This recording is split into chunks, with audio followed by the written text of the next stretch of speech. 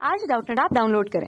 Doubtnut पर अपने सभी गणित, रसायन विज्ञान, भौतिक विज्ञान और जीव विज्ञान के डाउट्स का करो सफाया। बस प्रश्न की फोटो खींचो, एक ही प्रश्न को क्रॉप करो और तुरंत वीडियो सोल्यूशन पाओ।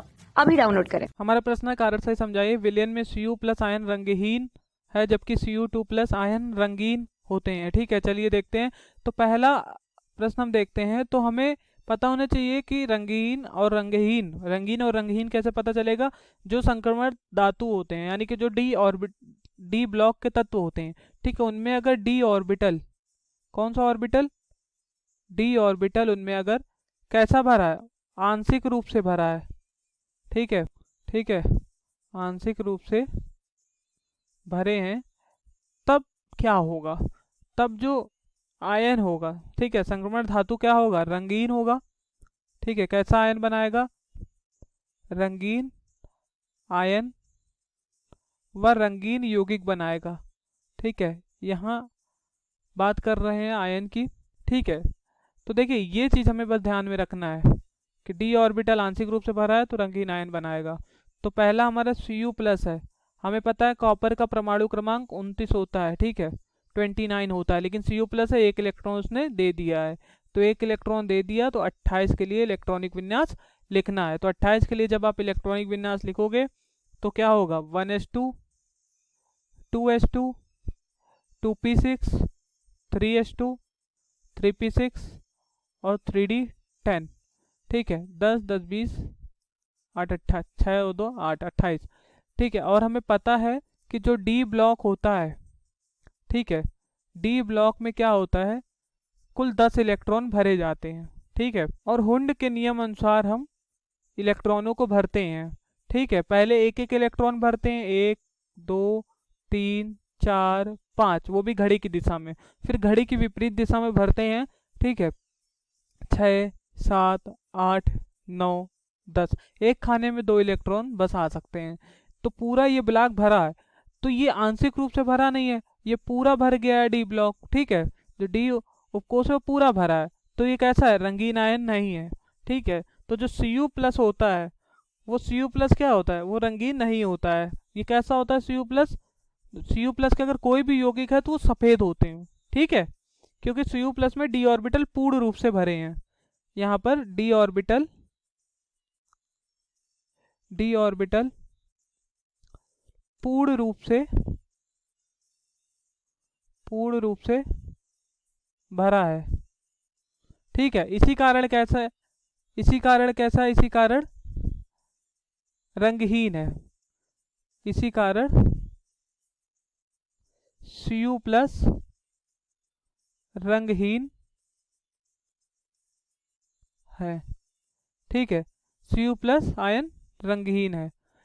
अगर बात करें Cu2 प्लस की, चलिए अब Cu2 प्लस की बात करते हैं। तो Cu2 प्लस में हम इलेक्ट्रॉनिक विन्यास लिखते हैं, तो क्या होगा, 1s2, ठीक है, 2s2, 2p6, 3s2, 3p6 और 3d9। ठीक है, इसमें कुल कितने हैं इलेक्ट्रॉन, 9 इलेक्ट्रॉन है। ठीक, डी में कुल 9 इलेक्ट्रॉन है। फिर उसी तरह इलेक्ट्रॉन भरेंगे, 1 घड़ी की दिशा में, 2 3 4 5, फिर घड़ी की विपरीत दिशा में पहले ही से।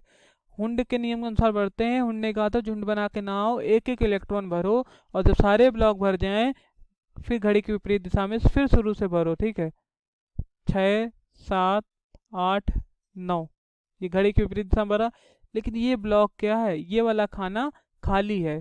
ठीक है, आंशिक रूप से भरा है, यहाँ पर डी ऑर्बिटल आंशिक रूप से भरा है। ठीक है, और डी ऑर्बिटल आंशिक रूप से भरा है। ठीक है, इसी कारण Cu2 प्लस जो होता है, ठीक है, Cu2 प्लस आयन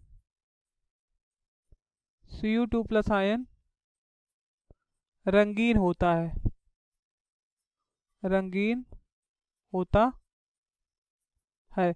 और जो इनके यौगिक बनते हैं, ठीक है, इनके संकर यौगिक बनते हैं, और ये जो हाइड्रेटेड Cu2 प्लस आयन होता है वो किस रंग का होता है, नीले रंग का। ठीक है, नीले रंग का। चलिए, ये तो हमें पता चल गया पहला प्रश्न। दूसरा कह रहा है Mn3 प्लस आयन की अपेक्षा Mn2 प्लस आयन अधिक स्थायी होते हैं चलिए देखते हैं। तो दूसरा वाला प्रश्न करने से पहले मैं आपको एक चीज़ बता दूं कि डी जो होता है इसमें कुल कितने भरे जाते हैं, 10 इलेक्ट्रॉन भर दिए जाते हैं, ठीक है, डी ऑर्बिटल में। ठीक। और हम बताएं अर्धपूरित जो होते हैं, ठीक है, अर्धपूरित, अर्धपूरित का मतलब क्या, हाफ फिल्ड, ठीक है। हाफ फील्ड का मतलब क्या है, डी में अगर 10 इलेक्ट्रॉन है, डी में 10 इलेक्ट्रॉन का मतलब क्या हुआ, D10, ठीक है, 10 इलेक्ट्रॉन भरे। अर्धपूरित यानी कि 10 का आधा, डी में 5 इलेक्ट्रॉन भरे जाए, अर्धपूरित, ठीक। अर्धपूरित और पूर्ण पूरित, ठीक है, और पूर्ण पूरित। पूर्ण पूरित का मतलब क्या है, पूर्ण पूरित का मतलब है डी में 10 इलेक्ट्रॉन हो पूरे, ठीक है। अर्धपूरित और पूर्ण पूरित, ठीक है, डी उपकोष, अर्धपूरित और पूर्ण पूरित डी उपकोष, डी उपकोष जो होते हैं, ठीक है, अधिक स्थायी होते हैं, अधिक स्थायी होते हैं, ठीक है।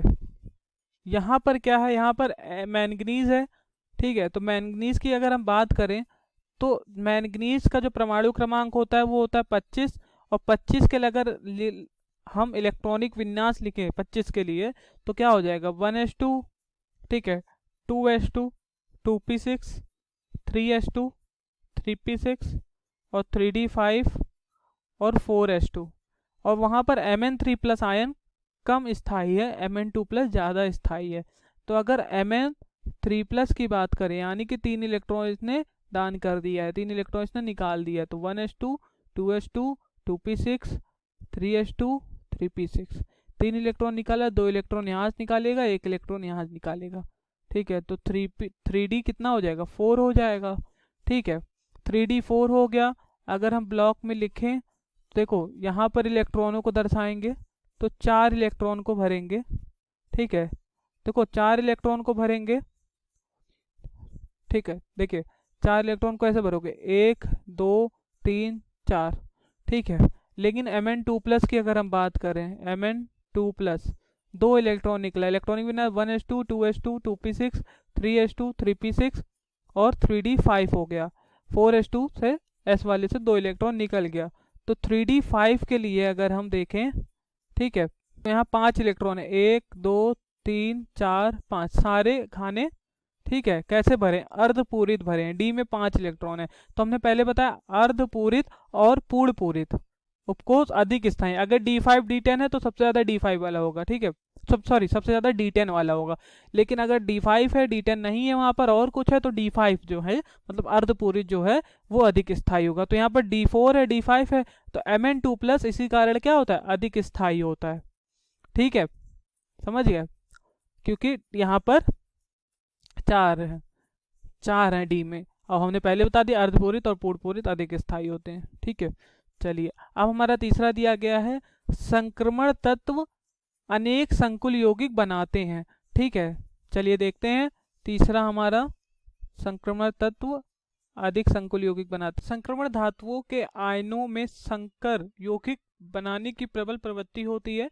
इलेक्ट्रॉन युग्मदाता परमाणुओं या समूहों लिगैंडों से उपसंयोजक बंध बनाने के लिए निम्न ऊर्जा के रिक्त डी ऑर्बिटल संक्रमण धातु आयनों में उपलब्ध होने, संक्रमण धातु आयनों पर उच्च धनावेश होने और संक्रमण धातु आयनों की त्रिज्या छोटी होने के कारण, ठीक है, क्या क्या, डी ऑर्बिटल संक्रमण धातु आयनों के उपलब्ध होने, संक्रमण धातु आयनों के उच्च धनावेश होने के कारण, संक्रमण धातु आयनों की त्रिज्या छोटी होने के कारण संक्रमण धातु आयनों की संकर यौगिक बनाने की प्रवृत्ति प्रबल होती है, ठीक है, बनाने की प्रबल प्रवृत्ति होती है। जैसे, ठीक है, जैसे हमारा उदाहरण क्या है, ठीक, जैसे उदाहरण हो गया Ni, ठीक है, NiCN का होल 4 और यहाँ पर क्या लग जाएगा, 2- का आवेश, ठीक है। और क्या हो गया उदाहरण, उदाहरण हो गया PdCN का होल 4 और यहाँ 2-, ठीक है।